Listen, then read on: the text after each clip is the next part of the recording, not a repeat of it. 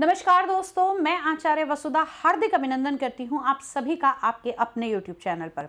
दोस्तों, आज के वीडियो में मैं आपसे बात करने वाली हूं कैसा रहेगा मार्च का महीना कुंभ लगन वाले जातकों के लिए।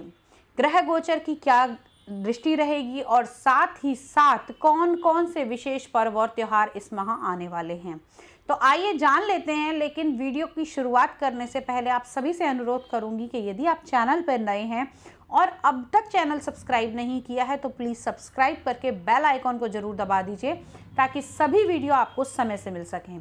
तो चलिए बात करते हैं कुंभ लगन वाले जातकों के इस महीने के राशिफल के बारे में। सबसे पहले जान लेते हैं कौन कौन से व्रत पर्व और त्योहार इस माह आने वाले हैं।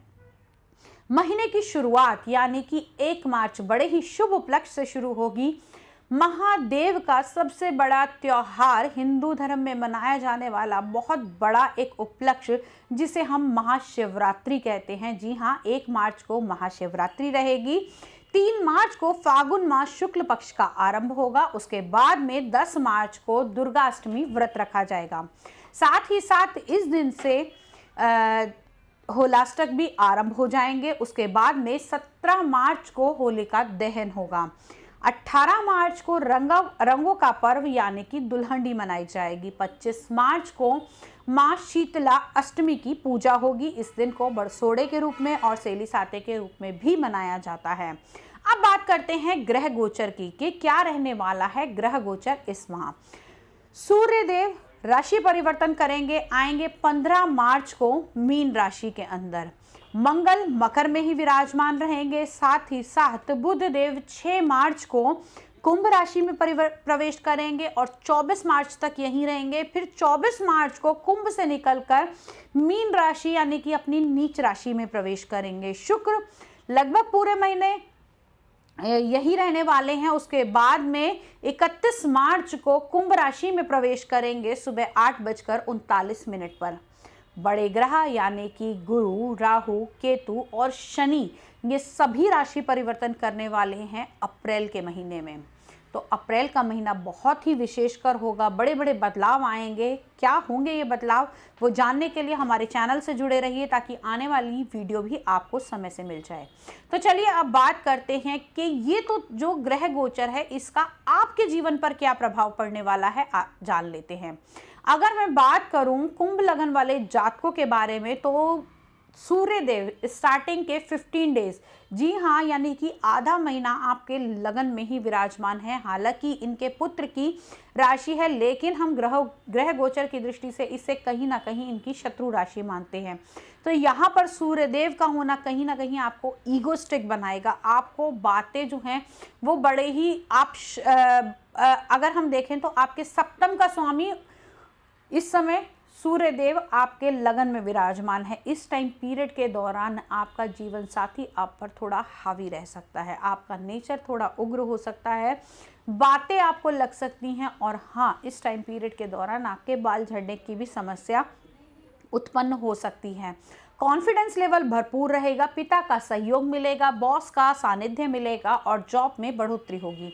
ये तो सारी चीजें थी आपके लगन में विराजमान सूर्य को देखकर। इसके बाद में 15 मार्च को जैसे ही सूर्य राशि परिवर्तन करेंगे और आएंगे आपके दूसरे भाव में और यहाँ से सीधा सीधा एक्टिव करेंगे आपके अष्टम भाव को, तो कहीं ना कहीं आपका इम्यून और सबसे ज़्यादा बड़ी बात आपके फादर का इम्यून भी इस समय में ख़राब हो सकता है।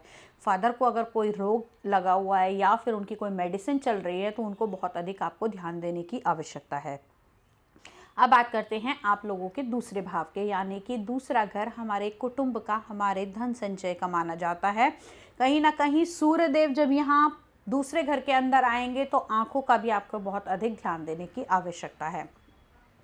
दूसरे घर के अंदर जब सूर्य का गोचर होगा 15 तारीख के बाद का, उस टाइम पीरियड में आंखों से जुड़े हुए रोग, कहीं ना कहीं अपने पिता की अगर हेल्थ खराब है तो उनका आपको बहुत ज़्यादा ध्यान रखने की आवश्यकता है।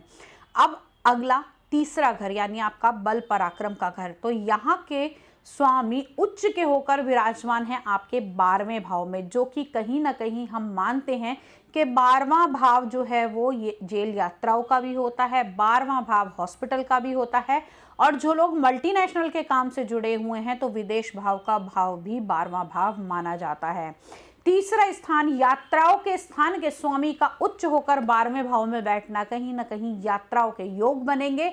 और वो यात्राएं भी कौन सी होंगी, जो छोटी छोटी यात्राएं होंगी और अनचाही यात्राएं आपको करनी पड़ेंगी। इस समय ऐसे संयोग बनते हैं। चतुर्थ भाव में राहु का विराजमान होना आप लोगों के लिए इतना पावरफुल नहीं रहेगा, क्योंकि राहु देव जब सुख स्थान में बैठते हैं तो उनकी कमी कर देते हैं और थोड़ी बहुत कट ऑफ लगेगा। आपकी माता की हेल्थ इस टाइम पीरियड में खराब रह सकती है।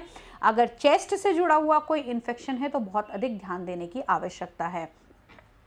पंचम भाव के स्वामी का अभी 12वें में जाना यानी कि प्रेम संबंधों को थोड़ा कम कर देगा, सुखों को कम कर देगा। संतान भाव के स्वामी का 12वें भाव के अंदर जाना कहीं ना कहीं आपके बच्चे की बुद्धि के बल पर उसको एमएनसी से कोई लेटर मिल सकता है, कहीं बाहर की कंपनी में सिलेक्शन हो सकता है। और साथ ही साथ यदि आपके बच्चों ने किसी चीज़ का कंपटीशन का एग्ज़ाम दिया था तो उसके रिजल्ट भी अच्छे इस टाइम पीरियड के अंदर आ सकते हैं। लेकिन ये टाइम पीरियड आपको बहुत सोच समझ के, स्टार्टिंग के जो 5 दिन मैंने बताया उस टाइम पीरियड में रहेगा। जैसे ही बुध आपके लगन में आएंगे तो कहीं ना कहीं आपके बच्चों की मेहनत रंगलाती हुई दिखाई देगी।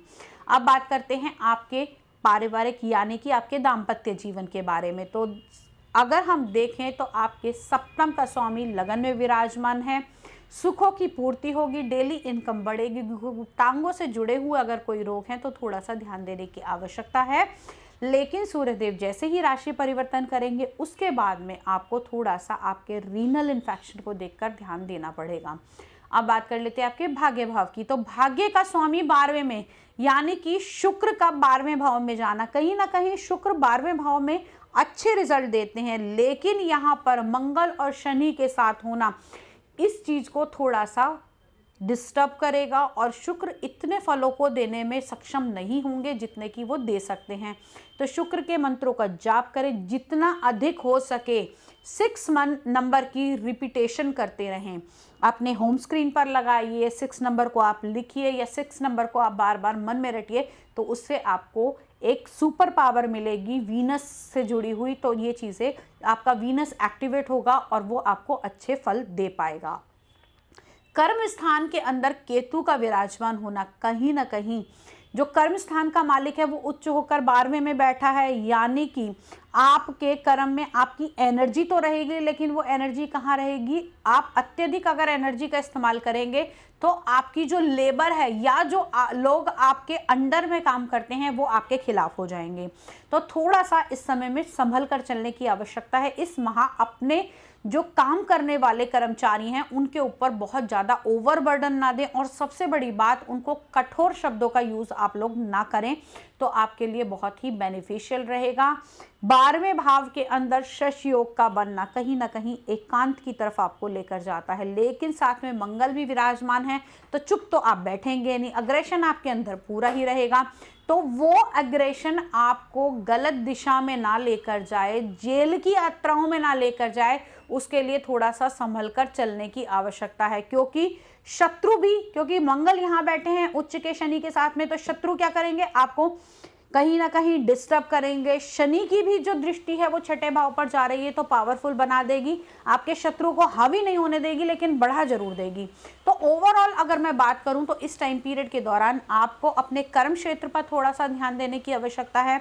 अपने जो आपके काम करने वाले हैं उनके साथ में आपको बड़ा ही नरम और सौम्य व्यवहार अगर आप बरत के चलेंगे तो ये महीना आपके लिए बहुत अच्छा रहेगा। अगले वीडियो में कुछ और नया लेकर, कुछ इंटरेस्टिंग लेकर आपके सामने फिर से हाजिर होंगी। तब तक के लिए जय माता दी।